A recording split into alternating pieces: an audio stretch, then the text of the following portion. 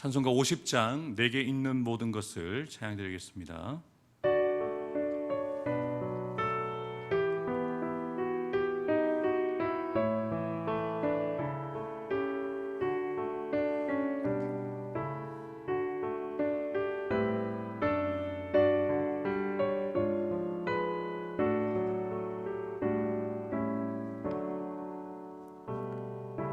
내게 있는 모든 것을 아낌없이 드리네.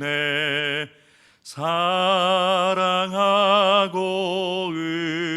의지하며 주만 따라 살리라.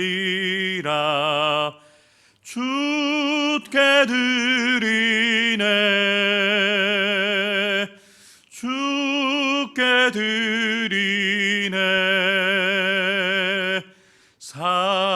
사랑하는 구주 앞에 모두 드리네.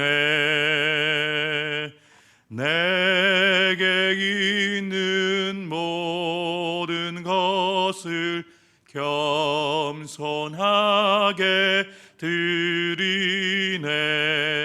세상 욕심 멀리하니 나를 받아 주소서.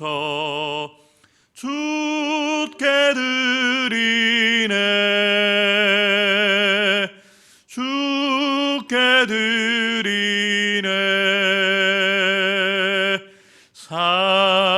사랑하는 구주 앞에 모두 드리네.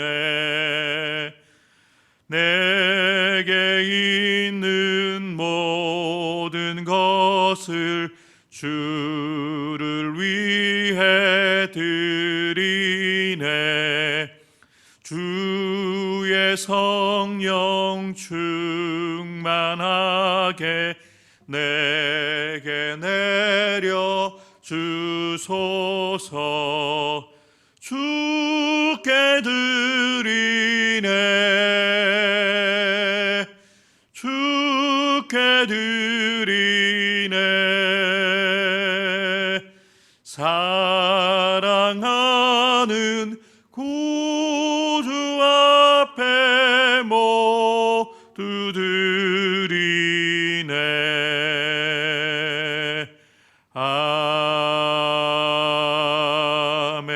아멘. 하나님께서 이 새벽에 우리에게 주시는 하나님의 말씀, 마태복음 14장 1절부터 12절까지의 말씀입니다. 예수님의 소문을 들은 헤롯 왕이 떨었다는 사실과 그 두려움의 원인이 바로 죄가 없던 세례 요한을 죽였기 때문이라는 것을 밝히고 있습니다. 그때의 분봉왕 헤롯이 예수의 소문을 듣고 그 신하들에게 이르되 이는 세례 요한이라. 그가 죽은 자 가운데서 살아났으니 그러므로 이런 능력이 그 속에서 역사하는도다. 본문에 등장하는 헤롯은 헤롯 대왕의 아들인 헤롯 안디바로서 BC 4년부터 AD 39년까지 예수님께서 주로 사역하셨던 갈릴리 지역과 베레아 지역을 통치한 분봉왕이었습니다. 그런데 헤롯은 예수님이 바로 자신이 죽였던 그 세례 요한이 다시 살아난 것이라고 말하고 있습니다. 처음에는 예수님께서 세례 요한이 부활한 존재라고 생각하지 않고 있다가 점차 예수님의 행적에 대한 소문을 듣게 되면서 마침내 예수님께서 바로 세례 요한이 부활한 자가 틀림없다고 단정하고 자신의 신하들에게 예수님이 바로 그 세례 요한이다라고 이야기하기까지 이른 것이죠. 3절 이후부터는 헤롯이 세례 요한을 잡아들이게 되어지고 세례 요한을 죽인 내용들을 구체적으로 설명을 하고 있습니다. 전에 헤롯이 그 동생 빌립의 아내 헤로디아의 일로 요한을 잡아 결박하여 옥에 가두었으니 이는 요한이 헤롯에게 말하되 당신이 그 여자를 차지한 것이 옳지 않다 하였음이라. 아멘. 헤롯은 자신의 동생이었던 헤롯 빌립의 아내 헤로디아와 불륜의 관계를 맺고 있다가 그 헤로디아를 차지하기 위해서 자신의 아내와 이혼을 하고, 그리고 이혼한 동생의 아내 제수시였던 헤로디아와 결혼을 하게 되어진 것이죠. 말이 안 되는 일이죠. 구약에서 다윗이 자신의 신하의 아내 바세바와 결혼한 일도 말도 안 되는 일이지만, 지금 헤롯 왕이 하고 있는 이 일, 동생의 아내를 취하여서 결혼까지 하게 되어진 이 일은 정말 부도덕한 일이었고, 또 당시 유대 지역 자체가 율법 중심의 공동체였기에 하나님이 세우신 율법을 어기는 중대한 범죄였던 것이죠. 그래서 이에 대해서 세례 요한이 분명히 헤롯에게 공개적으로 비난을 한 것입니다. 동생의 아내 헤로디아를 차지하는 것이 옳지 않다, 하나님의 뜻이 아니다 라고 이야기를 한 것이죠. 생각해 보면 다른 사람들처럼 그냥 조용히 있었다면, 해야 될 말을 하지 않았다면 세례 요한이 투옥되는 일은 없었을 것입니다. 또 세례 요한이 투옥된 상태에서 이렇게 예상 밖의 죽음을 맞이하지 않을 수도 있었던 것이죠. 근데 여러분, 사명자는 목에 칼이 들어와도 아닌 것은 아니라고 말할 수 있어야 됩니다. 자신이 죽을 것을 알고도 자신이 해야 될 말을 하는 사람이 바로 사명자인 것이죠. 그래서 세례 요한은 지금 많은 사람들이 자신과 같은 똑같은 생각을 하고 있지만 왕이 잘못한 것이기 때문에 말을 하지 못했지만, 자신은 하나님이 세우신 사명자이기에 백성들을 대표해서 또 하나님을 대신해서 헤롯 왕에게 그 일이 옳지 않다, 하나님의 뜻이 아니라는 것을 분명히 말함을 통해서 투옥되게 된 것이죠. 그런데 5절에 보면 헤롯이 요한을 투옥시킨 것으로 만족하지 못합니다. 요한을 죽이고 싶어요. 그런데 당시 여론이, 백성들이 요한을 선지자로 생각하기 때문에 함부로 죽일 수 없는 거예요. 괜히 죽였다가 사람들이 소요를 일으키고 반란을 일으킬까 봐 헤롯이 요한을 죽이지는 못한 상태에서 감옥에 투옥시켜 놓고 있었던 것이죠. 그런데 하나의 사건이 때마침 일어나게 되어집니다. 6절에 보면 때마침 헤롯의 생일이 되어서 생일 잔치를 하는 중에 자신의 동생과 헤로디아 사이에서 태어났던 딸, 지금은 딸이지만 예전엔 조카였던 헤로디아가 많은 사람들 앞에서 자신의 의붓 아버지 헤롯을 기쁘게 하기 위해서 그 나이에 맞지 않은 아주 관능적인 춤을 추었던 것이죠. 그래서 너무 헤롯이 기뻐서, 또 슬기운도 있고, 또 사람들이 너무 흥에 겨워서 기분이 좋아서 헤롯이 살로메에게 맹세를 하면서 이렇게 이야기를 한 것이죠. 무엇이든지 달라는 대로 내가 다 주겠다라고 그렇게 맹세까지 하면서 그 살로메에게 무엇이든지 요구하라고 이야기를 합니다. 당시 10대 소녀였던 이 딸이 무엇을 요구하느냐? 세례 요한의 머리를 요구하죠. 1절에 보면 그 살로메가 그 요구를 하게 되어진 이유를 분명하게 밝힙니다. 그가 제 어머니 헤로디아의 시킴을 듣고 세례 요한의 머리를 소반에다가 담아서 내일이 아니라, 모레가 아니라 바로 지금 자기에게 달라고 요구하는 것이죠. 너무 기가 막히지 않습니까? 사람을 죽여서 그 사람의 머리를 자신에게 달라고 하는 것이 정상적인 소는 아니지 않습니까? 그런데 그 뒤에서 조종하는 그 어머니 헤로디아가 있었던 것이죠. 헤롯 왕도 그러했지만 자신과 헤롯 왕의 그 결혼을 대해서 비난하고 있었던 세례 요한에 대해서 헤로디아도 좋지 않은 마음을 갖고 있었던 거예요. 그래서 이것을 기회로 삼아서 세례 요한을 죽였던 것이죠. 9절에 보면 헤롯 왕이 잠시 근심합니다.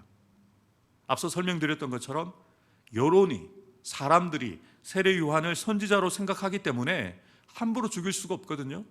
그런데 문제는 자기가 수많은 사람들 앞에서 맹세했거든요. 왕은 말에 대한 책임을 져야 되거든요. 그래서 그 앉은 사람들 때문에, 앉아있는 사람들이 두려워서 살로메가 요구하는 그 세례 요한의 머리를 주라고 명한 것이죠. 너무 기가 막힙니다.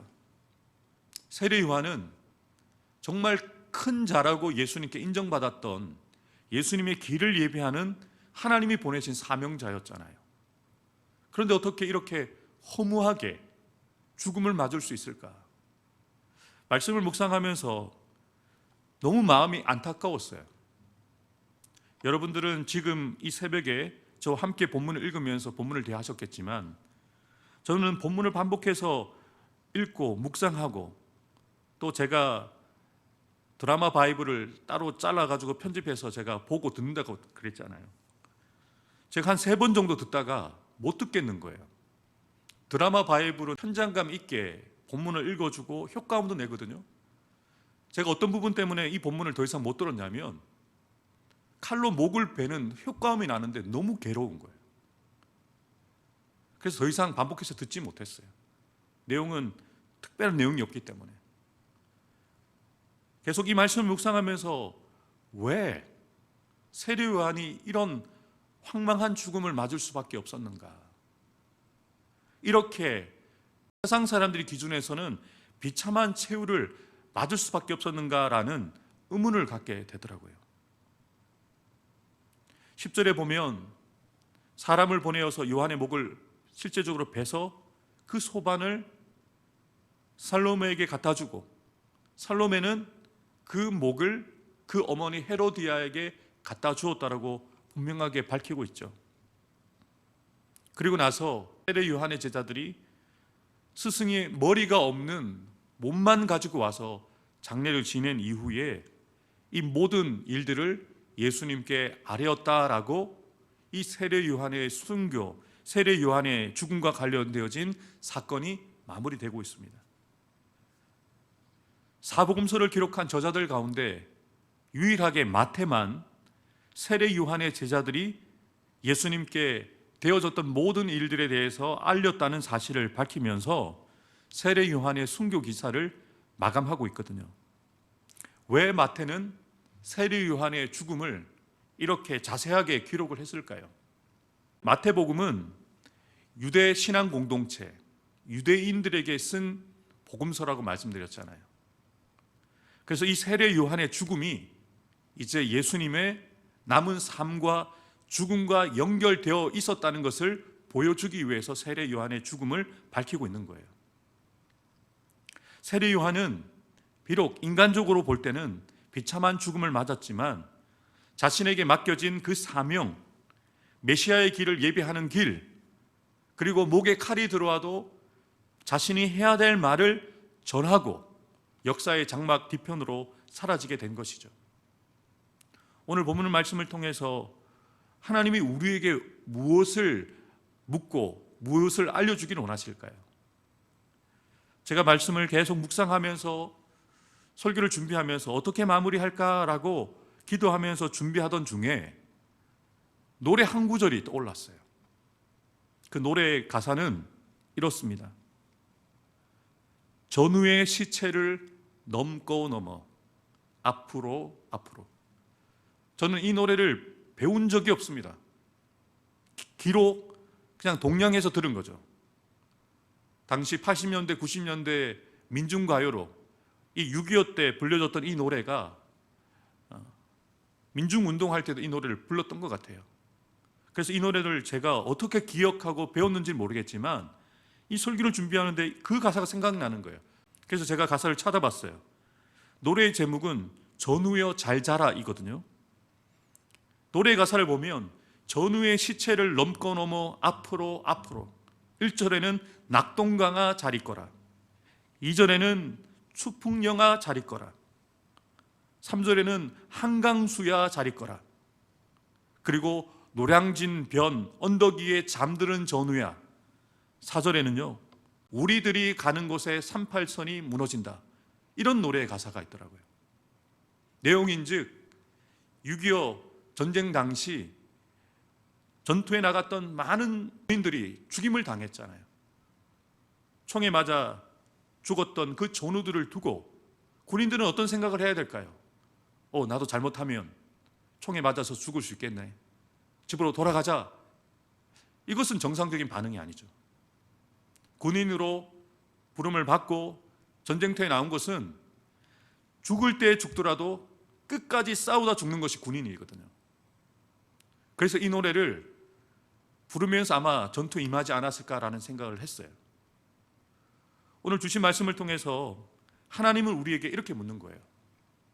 세례 요한이 사명을 감당하다가 이렇게 죽었는데 너희들은 계속 이 길을 갈 것이냐? 세례 요한이 이렇게 헤롯 왕의 미움을 당해서 억울한 죽임을 당했다면 이제는 예수님을 세례 요한으로 생각하는 헤롯 왕이 세례 요한만큼 예수님을 주목해 볼 것이고 예수님을 미워하게 될 것이겠죠. 그럼 예수님은 그 십자가의 길을 멈추셔야 될까요? 계속 가시죠. 예수님의 목적지는 십자가니까 십자가로 그 길을 계속 걸어가시는 거죠. 더 많은 사람들에게 복음을 전하고 더 많은 사람들에게 기적을 행하시면서 자신이 메시아 되심을 증거하시다가 결국에는 십자가에서 죽음을 맞으시는 것이 예수님이 가야 될 길이거든요. 여러분, 우리가 오늘 제가 설교 제목을 잡은 것처럼 세례 요한은 하나님의 뜻에 따라 그렇게 죽음을 맞았어요. 세례 요한의 죽음은 너무 안타까운 사건이고 두려운 사건입니다. 우리도 세례 요한처럼 죽음을 맞을 수 있다는 그런 사인이거든요. 여러분들은 세례 요한의 그 시신을 바라보면서 이 길을 걸어가시겠어요? 세례 요한의 제자들은 자신의 스승의 시신을 수습하고 장례를 지난 다음에 각자 집으로 돌아갈 수도 있잖아요. 우리도 우리 스승처럼 죽을 수 있겠구나 라고 생각할 수 있잖아요. 그런데 그들은 자신의 집으로 돌아가지 않고요, 예수님께로 갔어요. 그리고 예수님의 제자가 되었어요. 무슨 말입니까? 스승이 죽어도 내가 가야 될 길을 간다는 거죠. 세례 요한이 죽어도 우리가 가야 될 길은 끝까지 가야 된다는 것이죠. 에베소 장로들이 사도 바울을 말립니다.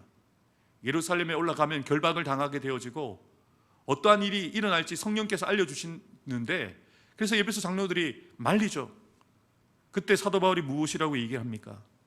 나의 달려갈 길과 주 예수께 받은 사명 곧 은혜의 복음을 전하는 일을 마치려 하면은 나의 생명을 조금도 귀한 것으로 여기지 아니하노라. 죽음을 두려워하지 않는 사람이 사명자입니다. 예수 믿는 것, 잘 사는 것 아닙니다. 예수 믿는 것의 목적은 잘 죽는 거예요. 어떻게 죽느냐? 세례 요한처럼 죽는 거예요. 예수님처럼 죽는 거예요. 에이, 목사님, 선교사님들이나 목사님들이나 세례 요한이나 그렇게 순교하세요. 우리는 그냥 편안하게 예수 믿다가 안정된 삶을 살다가 그냥 그렇게 천국 갈게요 라고 말씀하시겠어요? 성경 어디에도 선교사님들만, 목회자들만 자기를 부인하고 자기의 십자가를 지고 따라오라고 말씀한 것이 없어요. 예수님은 지금 우리에게 이렇게 말씀하십니다. 정말 네가 나를 따르려고 하느냐? 누구든지 나를 따르려거든 네가 너 자신을 부인하고 너의 십자가를 지고 나를 따라야 한다. 지금 세례 요한의 이 죽음은 우리에게 중요한 질문을 던지고 있어요. 세례 요한이 이렇게 죽음을 맞았지만 이 길을 그래도 가겠느냐? 라고 여러분에게 물으시는 것이죠. 하나님, 헤롯 왕이 예수님을 잘못 알았죠. 그렇지만 주님, 우리는 예수님을 바로 알고 예수님의 길을 끝까지 따라가는 진짜 제자의 삶을 살아가게 하옵소서.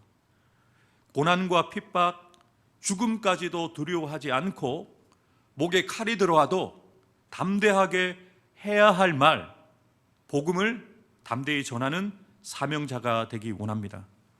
또한 튀르키예와 시리아 땅을 위해서 기도해 주시고, 오늘 여러분에게 던지는 질문, 세례 요한의 죽음 앞에 그래도 십자가의 길을 가겠느냐라고 주님 물으실 때 여러분 어떻게 대답하실지 기도하는 가운데 주님 앞에 여러분의 고백을 드리는 이 새벽 되길 주님의 이름으로 축복합니다. 기도하겠습니다.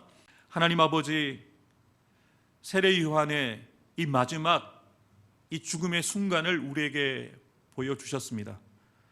분명히 하나님께서 큰 자로 예수님의 길을 예비하는 그 사명을 온전히 감당한 자로 기억하게 해주셨는데, 이 마지막 그 생명이 끝나는 순간에 정말 이렇게 비참하게 예상하지 못한 죽음을 맞는 세례 요한을 보면서 또 한편으로는 우리가 그런 죽음을 맞아야 될 수도 있지 않을까라는 두려움이 제자들과 또 예수님과 예수님의 제자들에게 찾아왔을진데, 세례 요한의 제자들은, 예수님과 예수님의 제자들은 끝까지 앞으로 십자가를 향하여 나아가시는 모습을 보게 되어집니다.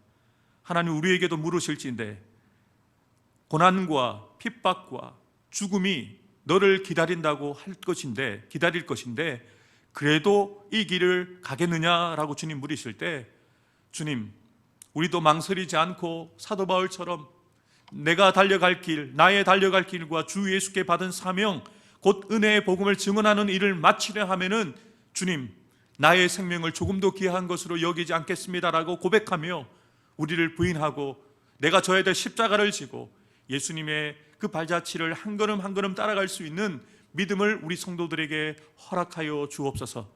그래서 우리도 그 십자가의 죽음을 통하여서 부활의 영광을 경험하게 되어지는 신실한 믿음의 사람 되게 하여 주옵소서. 하나님, 여전히 병상에 있는 우리 임상 목사님과 성태용 장로님, 우리 정삼육 목사님과 우리 현욱이와 박승 안수 집사님 가운데 치유의 역사를 나타내 주셔서 육신의 약함을 통하여 하나님 앞에 더 가까이 나갈 수 있는 사랑하는 우리 목사님, 장로님, 집사님, 현욱이가 될 수 있도록 역사하여 주옵소서. 하나님, 이 새벽에 사랑하는 우리 성도들 한 사람 한 사람 십자가 앞으로 나아가서 주님께서 우리에게 말씀하시는 주님의 음성을 듣고 우리도 주님, 내가 나를 부인하고 나의 십자가를 지고 따라가겠습니다라고 결단하며 나아갈 수 있는 성도들 될 수 있도록 성령 하나님께서 우리 가운데 역사하여 주옵소서.